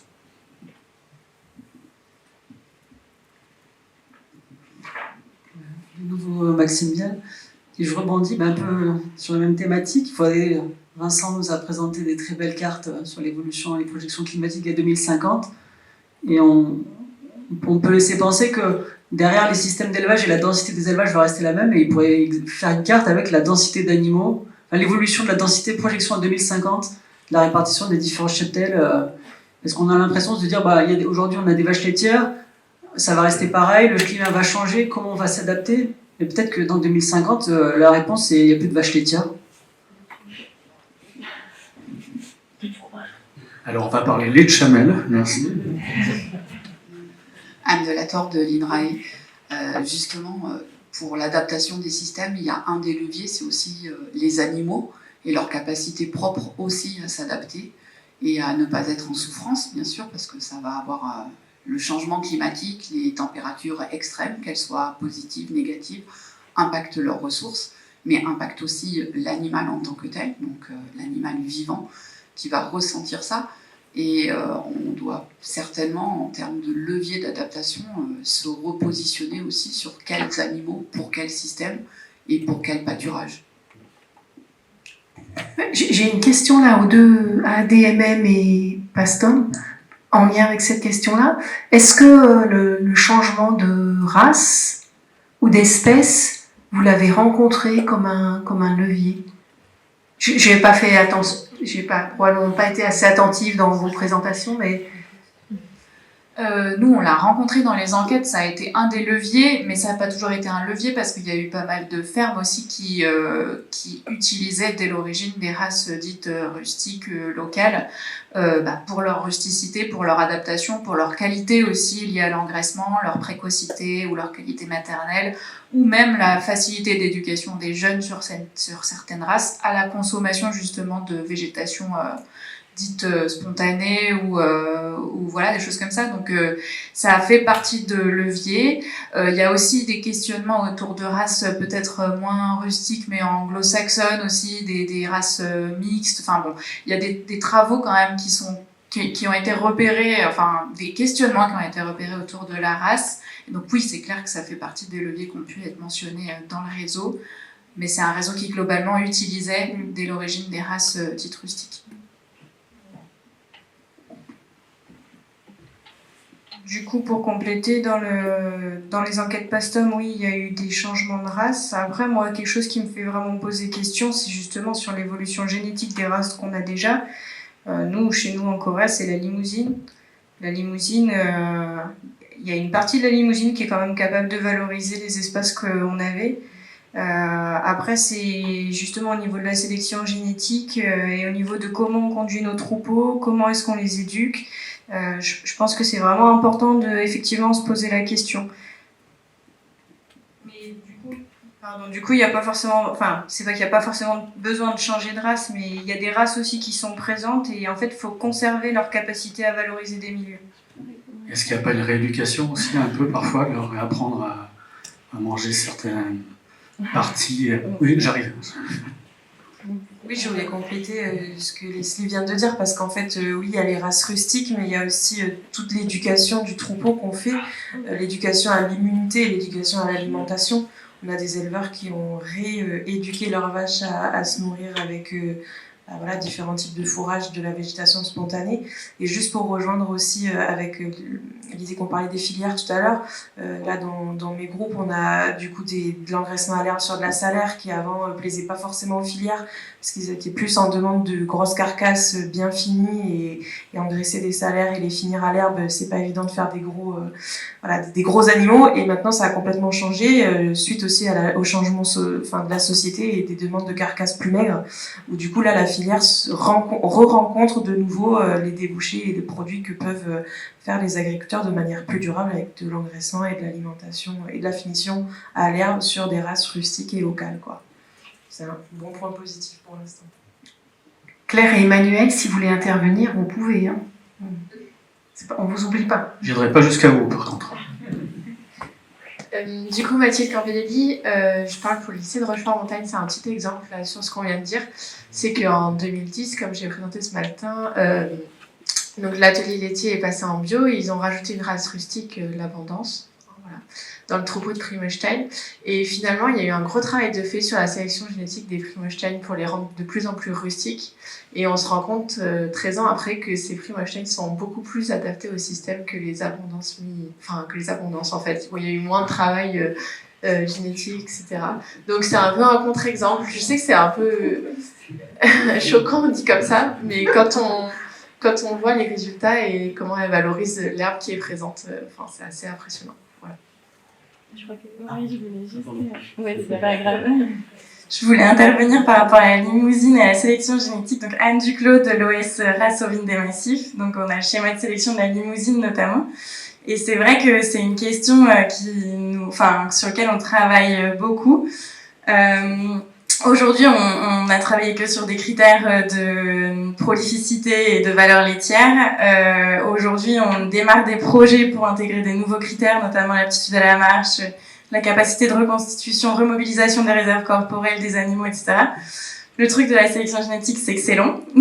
Donc là, on est en phase de collecte de données, mais c'est des critères qui nous intéressent beaucoup et bien sûr sur lesquels on travaille. On est sur la vache, là, ou sur... Ah non, sur la brebis. La brebis, la ovine des massifs. Oui, non, je pense, par rapport à ce qui nous manque, je pense que, je ne sais pas si ça manque, mais en tout cas, aujourd'hui, il faudrait affirmer haut et fort qu'il faut revoir nos axes de sélection génétique. Mais il n'y a pas que ça, moi j'ai entendu. Il y a la génétique, mais il y a aussi... l'éducation. C'est pas que l'un et que l'autre, mais les deux. Peut-être juste pour rebondir sur la question des races locales notamment, et je pense qu'il va s'en parler dans l'atelier 1, il y a des projets en cours justement sur l'étude et la caractérisation des races, alors notamment des rameaux laitiers du massif que sont la Ferrandaise, l'Aubrac et la Salaire. Et il y a notamment des vraies questions qui se posent autour de l'adaptation de ces animaux au changement climatique. Sur d'autres races, il y a déjà eu des études qui ont été faites, où c'est qu'on a vu que des vaches qui vivaient dans certains climats ou dans certaines conditions avaient des glandes sudoripares qui n'étaient pas fichues tout à fait de la même façon, etc. Et c'est des choses qu'a priori on va essayer d'aller caractériser sur nos races locales, mais je pense qu'ils vont beaucoup plus en parler dans l'atelier. Beau projet, Safran. Et Vincent, peut-être plus en distance par rapport aux brins d'herbe et aux quatre pattes, est-ce que vous verriez au travers de tout ce que vous avez, je dirais, manié d'informations sur les évolutions du climat, est-ce que vous avez aussi, vous, des choses à nous dire, peut-être plus les agronomes et techniciens, à quoi être attentif pour demain et qu'est-ce qu'il faut creuser? On n'avait pas répété avant, hein, peut-être que je vous surprends, mais je trouve que ça serait intéressant d'avoir votre point de vue aussi, peut-être un peu... Moi, je dirais que pour l'instant, ce qu'on a produit, c'est extrêmement sous-utilisé. Parce que là, j'ai présenté des choses un peu spectaculaires, des cartes avec des jolies couleurs. Bon, bref, ça apporte des informations, on est bien d'accord, mais ensuite, l'utilisation opérationnelle sur le terrain d'indicateurs spécifiques à telle ou telle pratique... c'est une diapo où il y avait, je sais pas quoi, 37 indicateurs. C'est ridiculement faible. Hein. Il y en a des centaines, voire des milliers à faire qui sont adaptés à telle ou telle pratique, telle ou telle zone, etc. Donc on a une capacité, on va dire, à localiser des indicateurs spécifiques. Par contre, nous, on ne fait pas de recherche agronomique. Donc nous, on ne vous crée pas l'indicateur. C'est-à-dire si vous avez une pratique sur le terrain que vous reliez déjà de manière opérationnelle pour l'année en cours avec des conditions météorologiques, ben non, on peut vous la transposer dans le climat. Et là, ce qui est important, c'est, sauf rare exception, d'avoir une approche multi-indicateur. Il y a très peu de secteurs où, avec un seul indicateur, ça vous donne la bonne direction. Bon, j'ai un contre-exemple avec la vigne, où vous avez l'indice de Winkler ou de Huglin qui vous donne à peu près le cépage. Mais encore, il y aurait des choses à dire. Mais sinon, dès qu'on manipule de l'herbe, des animaux, c'est multi-indicateurs, et il faut les combiner. Mais voilà, il y a une base qui est extrêmement sous-utilisée pour l'instant. Frédéric? Ah, vous essayez. Cette fois, c'est à votre bout, d'accord.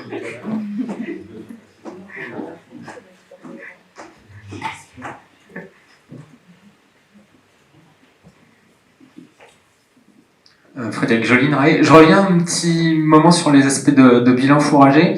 Alors il se trouve qu'on a une thésarde, nous, dans notre unité, l'UMR Herbivore, Lucie Alla, et en fait elle a fait des entretiens avec une vingtaine d'éleveurs. Il y en a une bonne partie en fait qui voit encore un rôle de l'herbe dans leur futur, mais en complémentarité avec soit des prairies temporaires ou des cultures.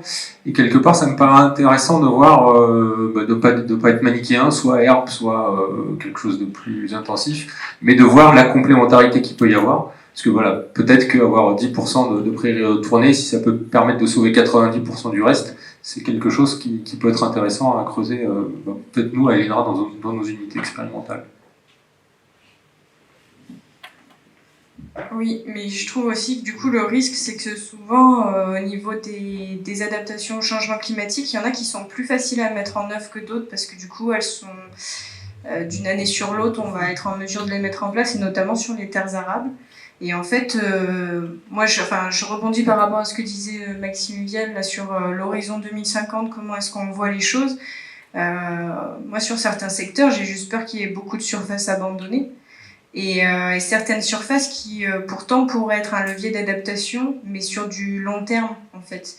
Et ça, c'est parce que il y a aussi cette notion de temporalité qui est à prendre en compte, qui est pas évidente et qui pour les éleveurs en fait, quand on est soumis à un stress, voilà, il y a la capacité d'adaptation avec une stratégie pour parer au plus pressé quoi. Et souvent en fait, je pense qu'ils sont souvent dans ce genre de cas-là. Et après, des stratégies à plus long terme qui demandent vraiment de prendre du recul, de se poser tout ça. Et ça, on est dans un monde où je pense que tout le monde le subit, mais où ça change beaucoup. Les éleveurs, ils sont dans ce monde-là encore plus. Et moi, j'aurais peur un petit peu de ça. Et c'est aussi pour ça que dans les enquêtes Pastom, je trouvais ça aussi intéressant de mettre le point sur ces surfaces-là. Elles peuvent être un levier d'adaptation. Et faut pas les oublier, en fait. Et du coup, bien sûr que je suis aussi persuadée que la prairie temporaire, a tout à fait son rôle à jouer, les cultures et tout, parce qu'on a besoin de stock, en fait. On va avoir des périodes où il n'y a pas de ressources où il y aura moins de ressources, donc il faut un peu de stock. Mais il faut réussir à trouver ce fameux équilibre, ce bel équilibre, quoi. Et il faut pas l'oublier. Si je peux intervenir. Oui. Oui, c'est bon. Ouais, c'est bon. Donc ouais, je rejoins ce qui vient d'être dit par Leslie. La complémentarité, c'est souvent la clé qui permet d'avoir des choses. Il ne faut pas mettre tous ses œufs dans le même panier. Ça, c'est un peu le bon sens qui le dit. Et associer des cultures d'été, par exemple, à des parcours et d'autres cultures fourragères, c'est sans doute ça qui pourra aider aussi. Et moi, je voulais aborder un autre sujet qui peut-être là, ça sort un peu du cadre dont on a parlé jusqu'à présent, mais nous, en tout cas sur le sud Massif central, on commence à avoir des problèmes d'abreuvement des animaux, et ça, c'est une question qui nous paraît un peu cruciale pour le futur, et puis un futur peut-être assez proche, parce que dans les étés très secs qu'on vient de passer, il y a des fois eu des problèmes d'approvisionnement en eau sur des troupeaux qui étaient en concurrence avec le réseau d'eau potable. Donc il fallait choisir entre les habitants, les animaux. Et par rapport à ça, il y a vraiment à se poser des questions sur quelles solutions on peut envisager, de stockage temporaire d'eau, alors des choses qui se font déjà, mais d'autres qui ne sont pas forcément en place. Là-dessus, ces éléments à réfléchir. Ok, merci. Je partage, et les éleveurs du Jura, des Alpes du Nord sont par moments aussi en difficulté. Ouais. Mathieu Bouchon, de nouveau, c'est bien, ça me permet de rebondir sur différentes choses, à la fois la question de la complémentarité des cultures et la question de l'eau. Alors pour la complémentarité des prairies naturelles, des prairies permanentes, etc., et Claire pourra également intervenir là-dessus. Il y a des projets en cours, notamment à l'échelle des filières fromagères et à l'échelle de la France entière, par rapport justement à l'utilisation de ressources fourragères qui sont un peu alternatives. On entend de plus en plus parler de fourrages un peu exotiques, et donc il y a toute une série d'essais qui sont à travers le territoire dans le cadre d'un projet qui s'appelle Adaopt, pour voir justement comment ces fourrages peuvent répondre à ces questions de sécheresse estivale notamment, et étudier les impacts sur les qualités des produits laitiers en l'occurrence, et des fromages. Et par rapport à l'eau, j'y avais pas pensé, mais c'est effectivement une très bonne question. Il y a actuellement des projets aussi qui sont coordonnés par l'Institut de l'élevage qui s'appelle CERSO, qui vise à étudier justement et à remettre à jour nos connaissances en termes de consommation d'eau dans les élevages, et pas uniquement par les animaux. Et il y a une deuxième version, une deuxième mouture du projet qui va démarrer en 2024, où justement il va être question du stockage, notamment des eaux de pluie et des choses comme ça. Et il est évident que c'est des choses qu'il va falloir travailler à l'avenir, à mon avis, si on veut maintenir nos systèmes herbagés, parce qu'on le voit bien, et notamment dans les estives, et là je pense que Romain aussi pourrait réagir, on a des gros problèmes d'abreuvement des animaux. Toujours sur le sujet de l'eau. Juste pour dire que le problème de l'eau, il ne se pose pas seulement dans l'extrême sud du massif, mais au nord, sur le Morvan, c'est pareil, parce qu'on a une structure géologique, hydrogéologique qui ne stocke pas l'eau. Et l'impression de château d'eau qu'on peut avoir dès qu'il y a une pluie avec des ruisseaux qui dégoulinent de partout est totalement trompeuse sur la capacité de cette région. Oui, je complète sur un point. On conduit actuellement avec les facs de géographie de Lyon et de Paris un travail d'archéo-histoire sur les points d'eau existants. Il se trouve qu'avec le LIDAR, on découvre qu'en fait, il y a des traces au sol dans un tas d'endroits où on le devine même pas quand on marche à pied, où il y a des vestiges de stockage d'eau. Et la question qu'on se pose, c'est est-ce qu'il y a là, pas systématiquement et pas en recréant le passé, mais est-ce qu'il y a là quelques voies de solution possibles? Je voudrais vous questionner par rapport à une thématique, moi, qui me semble qui n'a pas été tellement citée aujourd'hui, c'est la question du travail. Parce que changement climatique, vous avez dit, moi je dirais adaptabilité, mais vous l'avez dit autrement, il faut être agile quelque part.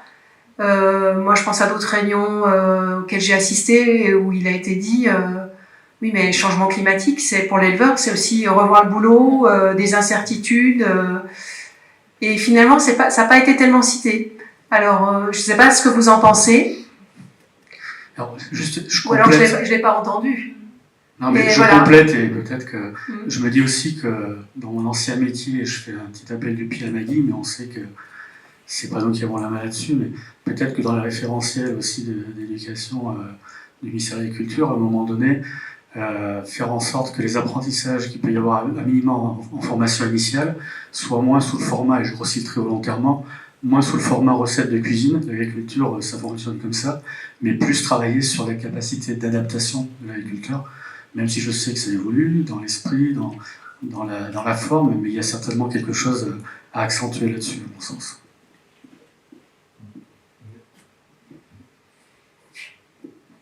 Oui, désolé de revenir sur ce point. C'est quelque chose dont on a parlé à Montpellier avant-hier, hier, aux rencontres biodiversité et territoire, quand il parlait de compétences. Les gens parlent beaucoup de compétences de savoir-faire, alors qu'en fait, on est dans un monde où les compétences de savoir-être vont être déterminantes. Comment est-ce que, et j'imagine que c'est très compliqué pédagogiquement, mais comment est-ce que les endroits où on fait de la formation, on peut aider les gens à apprendre à vivre dans l'incertitude, à travailler aux interfaces, à faire toutes ces choses qui sont celles qui vont permettre de multiplier notamment les possibles que vous évoquiez tout à l'heure.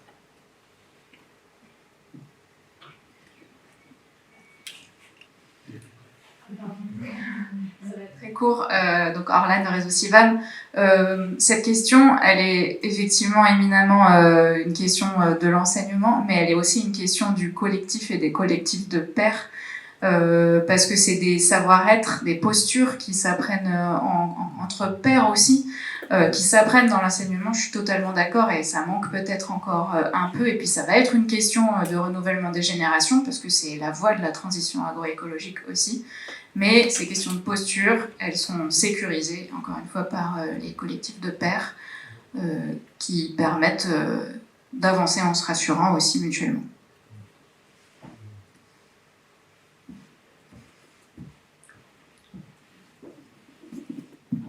Oui, dans le prolongement de ta question, Hélène, au-delà de la capacité de travail, je m'interroge, c'est une question, sur la compatibilité entre la spécialisation qu'on a vue, qu'on a encouragée même dans les exploitations, et, au sens propre du terme, leur résilience face à ce qui nous attend.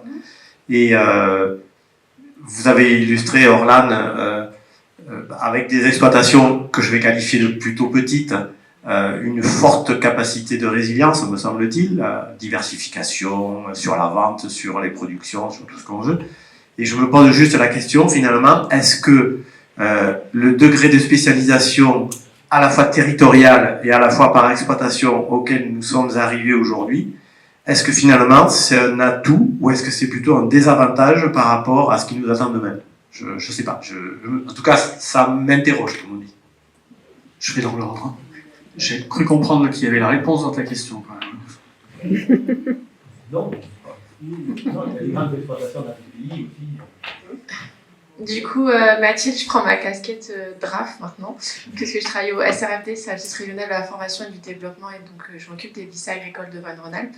Et donc pour réagir un peu sur tout ce qui a été dit sur l'enseignement, il y a quand même une grosse évolution des référentiels et des plans du ministère pour enseigner à produire autrement, par exemple. Et en fait, tout ça, ça encourage les jeunes et les apprenants à se questionner, à débattre, à se placer dans un nouveau rôle, en fait, et pas, il n'y a plus cette descente, en fait. L'agriculture, ça fonctionne comme ça. En fait, on va les pousser, notamment par la visite du terrain et tout ça, à rencontrer différents systèmes pour qu'eux, ils construisent le système qu'ils ont envie et les conditions de travail qu'ils souhaitent. Mais il y a aussi quand même le poids familial de ces jeunes où ils sortent pour une grande partie d'entre eux, mais c'est de moins en moins vrai, d'exploitation agricole eux-mêmes. Et en fait, pour l'instant, ils sont toujours à copier le modèle de leurs parents. Et donc les plus innovants, c'est ceux qui vont s'installer et ceux qui n'ont pas de modèle familial à leur côté, en fait. Mais il y a une grosse évolution de l'enseignement agricole, en tout cas. On s'approche de la fin. Alors, je sais que je suis toujours, moi, hyper rigoureuse sur les horaires. Je pense que les autres vont déborder, donc on a un petit peu de marge. Donc il y a on prend 2 questions. Alors c'était pas une question, c'était plus du coup une réaction par rapport à ce qui a été dit sur la diversification des exploitations agricoles. Moi je suis d'accord pour dire il faut pas mettre tous ses œufs dans le même panier. Après on a aussi parlé de travail. En fait diversifier c'est aussi il faut être capable de mener à bien une production. Capable de mener à bien une production c'est aussi avoir des compétences, des savoir-faire et tout ça.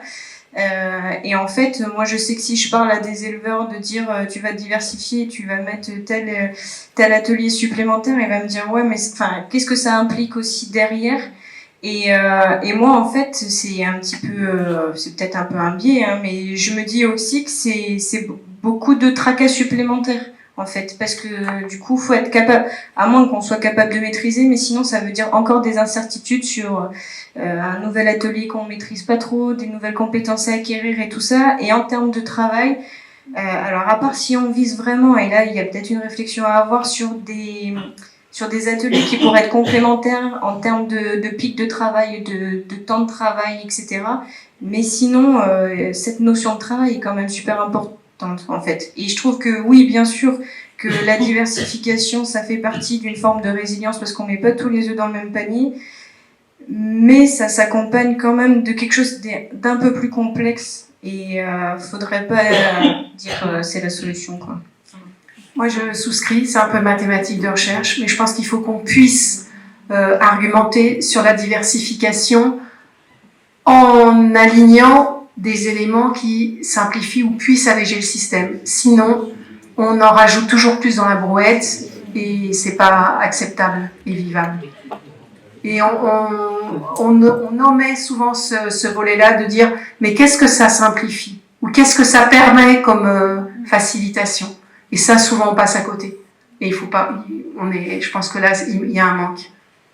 Ah oui, juste pour compléter et peut-être du coup montrer le propos comme nous, en tout cas on entend la diversification dans ADLM, c'est pas juste garder son système et rajouter des ateliers justement parce que forcément ce serait rajouter du travail, des compétences, des savoir-faire, des savoir-être, mais c'est aussi trouver vraiment une refonte de son système pour alléger l'atelier principal. On a parlé de lactation longue, de monotraite, pour pouvoir développer d'autres ateliers qui peuvent être complémentaires, cohérents, aussi travailler sur les collectifs, le travail en collectif, l'entraide, etc. Donc la diversification, c'est pas seulement ajouter des ateliers sur l'exploitation, c'est vraiment revoir ses repères, déconstruire ses savoir-être, savoir-faire pour réaménager son système à l'échelle globale et justement ne pas juste rajouter des heures de travail ou des compétences en vente ou transformation seulement quoi. C'est vraiment une réflexion plus profonde. Je sais pas si Orlane tu veux compléter, mais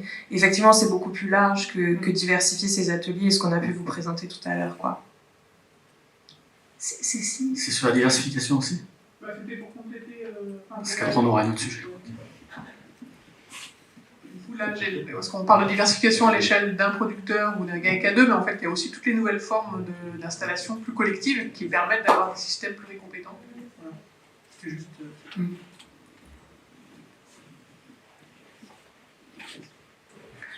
Depuis tout à l'heure, je me dis qu'on parle du changement climatique, on voit bien qu'il y a de gros enjeux par rapport à ça. Hein. le changement global d'ici à 2050, etc.